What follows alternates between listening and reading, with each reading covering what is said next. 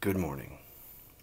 It is morning where I'm at. It's 1 in the morning, which means we're just getting into Mardi Gras, which is cool for me and everybody around me. We like to celebrate Mardi Gras. Of course, I'm the only one awake right now, but I wanted to do this kind of in the spirit of Mardi Gras. I want to try a different type of video. This is going to be not a peer review. This is going to be a kind of a blind tasting. Blind for you, but not for me. I want to see how this works. If it works, then I'll do it more.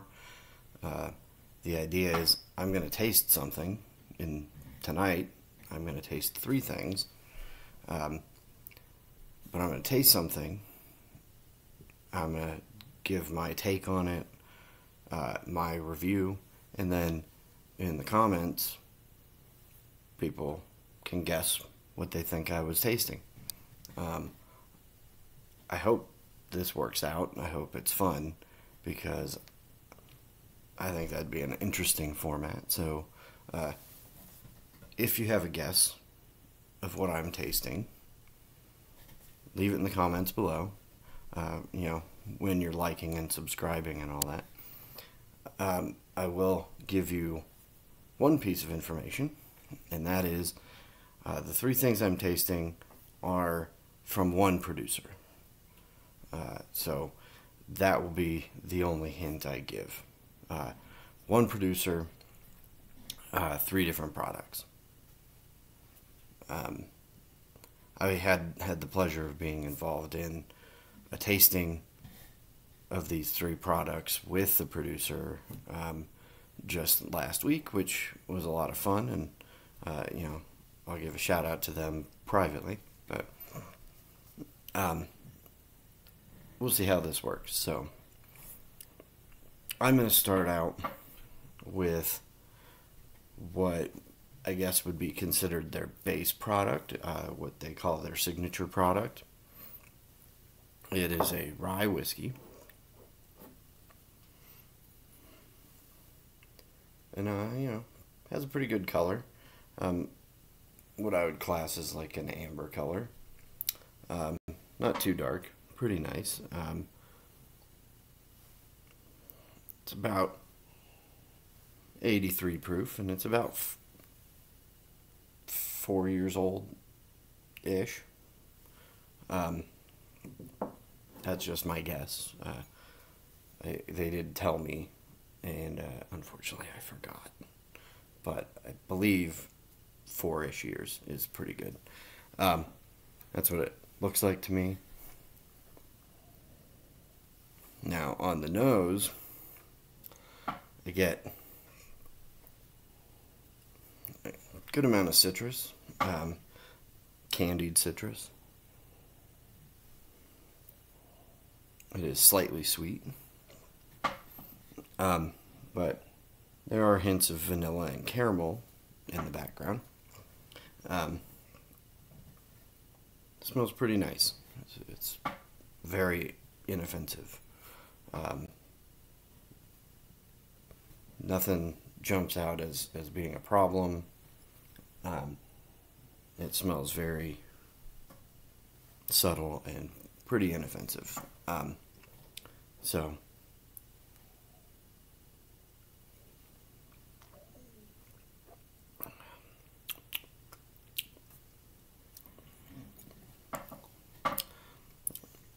pretty much right off the bat, on the very, very front, I get honey.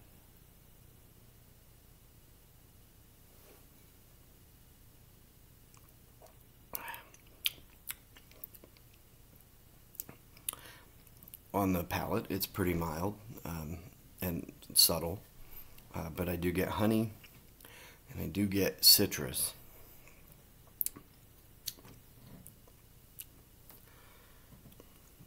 I'm tasting vanilla, very much barrel vanilla, It's definitely vanilla from the wood. It kind of jumps out. It has wood tannins that are coming out with it. But I also get a hint of nutmeg, which, not one of my favorite spices, but in this case is not really hurting anything. It's not bad. Tastes pretty good. It's pretty smooth. It is a rye whiskey, so pretty smooth with the signature kind of rye spice going on, but it is pretty smooth and pretty nice to drink. Out of 10, I'd probably give this an 8. I think it's pretty good. It could be more interesting, but as a base, like signature kind of spirit, it is what it is, and that's totally fine. So I'm not upset with it at all. And I would drink this as kind of an evening sipper if I felt like a rye was in order for the day.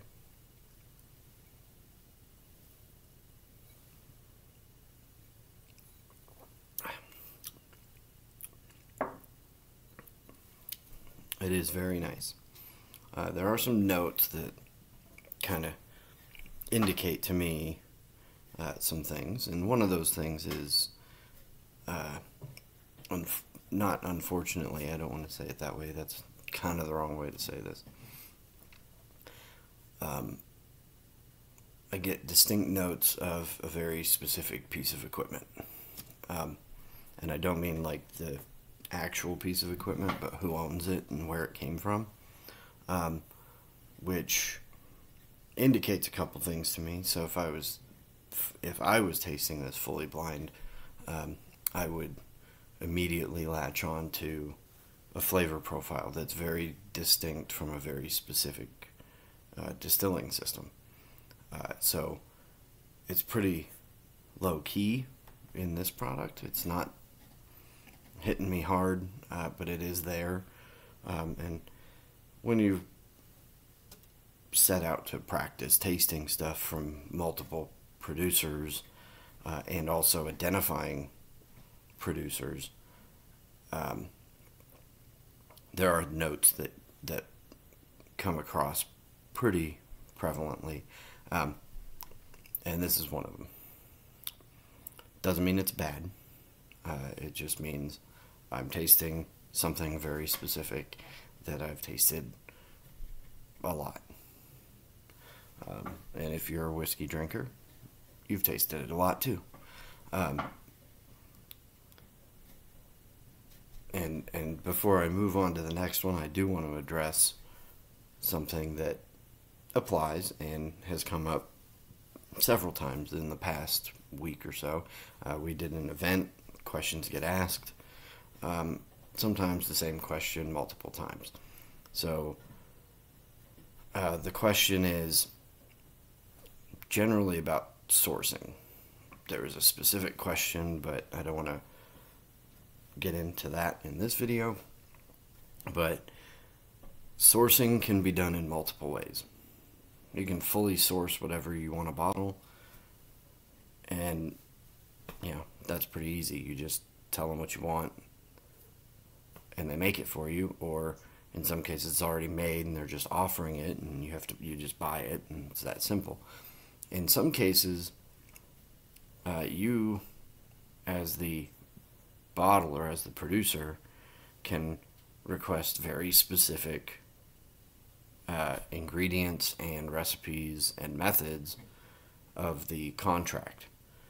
So the distillery that you contract with would make exactly what you wanted, the way you wanted it made, and then ship it back to you. None of those things is really wrong. It's unfortunate how common it is these days to buy a product that someone made and is selling, and then bottle it as your own. It's unfortunate that that's so common. On the other hand, there are people, personal friends of mine, that do just that, but what they're doing with it when they get it in their hands is changing it enough to be very interesting and very good. It can be really, really good. Your MGP products, if treated properly, can be very good. So that's not really a problem. It's unfortunately more widespread that people just buy it. They don't do anything to it. They buy it the way it is. They bottle it the way it is. They don't do anything to make it unique. So that is where some distillers have an issue with doing things that way. Drink what you want, but I tend towards things that are interesting and unique. So this may be produced in a specific distillery and then bottled elsewhere, which is mostly true. This company does have products that are totally made in-house, but they also have products that are sourced sort of like that. What they actually do is have a specific recipe made, which is great. It's not generic. It's not what everybody else has, so that makes it a little more unique, which is great. That's not a bad thing. It's bad when you don't make it unique. Then it's just boring. And for those of us in my position, boring is bad. Or at least not worth the money you pay for it. So, that being said, let's move on to the next thing. So, the next thing is a cask strength, still a rye, but it's their cask strength. And this one's their cask strength is at 112 proof, which is in some cases low, but it's pretty common to find 112. But for some of us, we like to keep it a little bit higher than that. But you can certainly bring it down. So this is 112. And there is its color. I would still put that as amber. Maybe a little dark amber.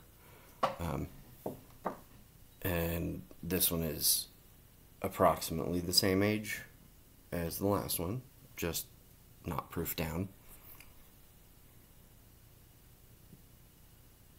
And on the nose, I still get the honey, but there's the added kind of back note of molasses. And definitely smoke. And a good portion of cinnamon. For those of you who know me in the kitchen, cinnamon is my secret weapon. I like cinnamon for a lot of things, so I'm definitely not upset that this has a cinnamon note to it. There's a hint of clove, not overpowering, but it's there, and vanilla. It's pretty nice. On the nose, it's pretty friendly for the proof that it is. It doesn't burn a lot on the nose, which is nice.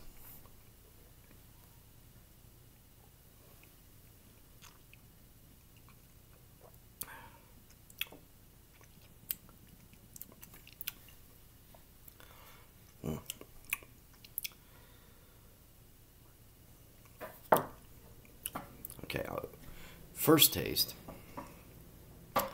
I get that same piece of equipment. It's just a little bit stronger.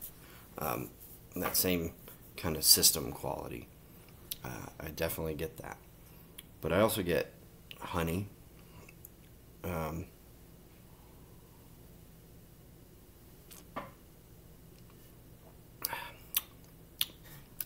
Cinnamon has a kind of a powerful note towards the backside.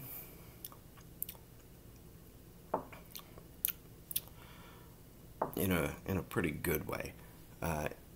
Does have more of the wood tannins, which I expect. But for a cask strength rye,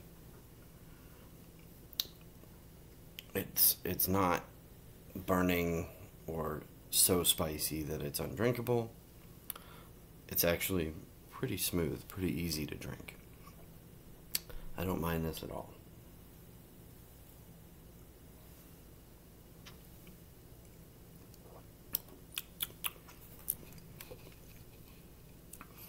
But it does definitely give me that specific system note on a stronger level than the previous one.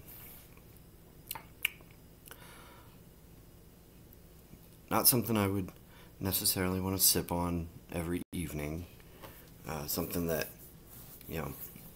that's actually something that I would use specifically, in my case, for my rye whiskey class, as a good example of a cask strength rye whiskey.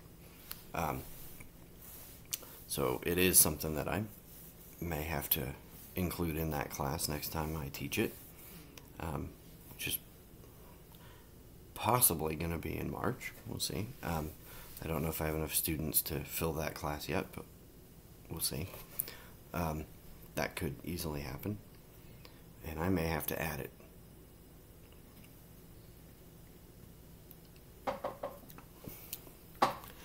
Just a little bit of water. Okay, so we're going to move into the third product. Now, I do want to shift to, I took some special notes on this one when I was doing the tasting, so I want to make sure that I'm including all of my notes, because this was actually my favorite. So I got my notes opened up, but this was actually my favorite, and you'll see kind of why in just a minute. This is a double oak, so it's much darker than the other ones have been, which I certainly don't mind. I like a good dark whiskey. This is a 96 proof, close to, I believe they said 6 years on this one.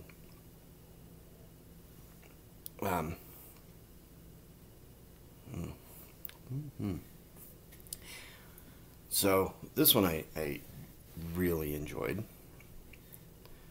and I would definitely put that as a dark amber, almost to brick, and maybe the light that I'm using isn't really showing that, but I would definitely say it's dark amber headed towards a brick color. On the nose,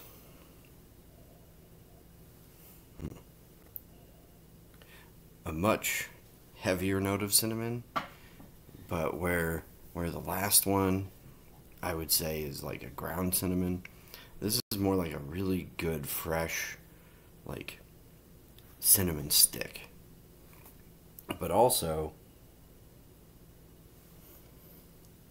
a little bit of a pecan pie kind of note, or maybe even better, a chess pie, minus the nutty kind of notes.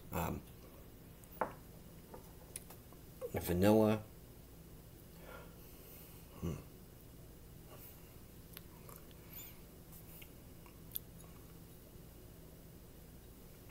pipe smoke, pipe tobacco smoke.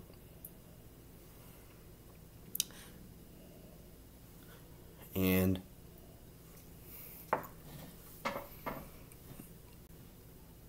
this will be one of my more interesting scent notes. Kind of like a gym bag. But let me clarify, a gym bag that maybe just got washed, so you still kind of have that hint of gym, but it's not like sweaty and gross. It's not like that, but it definitely has that note of used and kind of, I'm trying to think of the right word, but gym bag is what comes to mind, so we'll just stick with that. Definitely don't mean it in a bad way.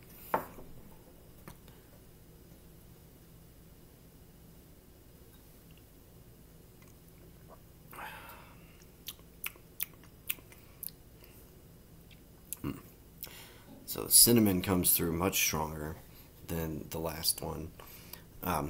Vanilla comes through on the palate.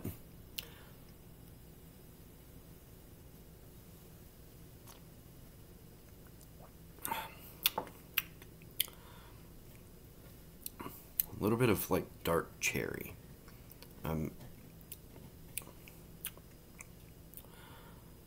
Really like that. And some caramel, but there's also a background that comes through, and not everybody's going to know this, but it's a background of like a cigar, smoking a pretty good cigar. It's that background hint, the sweet tobacco background hint.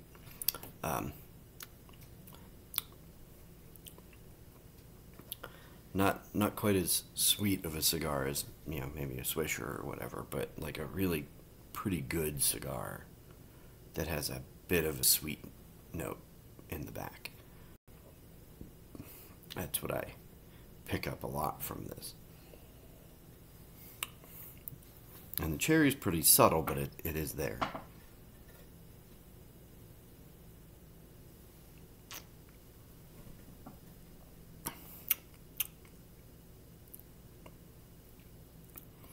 So I think just like the signature, the cask strength, I think this one would probably sit at a 10 at an 8 for me as well. So that's 3 products all sitting at an 8 for me. I really enjoyed this one. This one I would definitely want to have around. I wouldn't want to sip it every day because I would want to keep it for times where I'm, you know, sitting with someone special. It's pretty good for what it is, and I really, really enjoy it. So this is my favorite of the 3. And I'm going to finish this, but there was another product that I was going to talk about. However, I think it's a little too specific. I think it'd give away who it is. So I'm not going to discuss it. So what I did tell you was these were all rye, 3 different versions from one producer.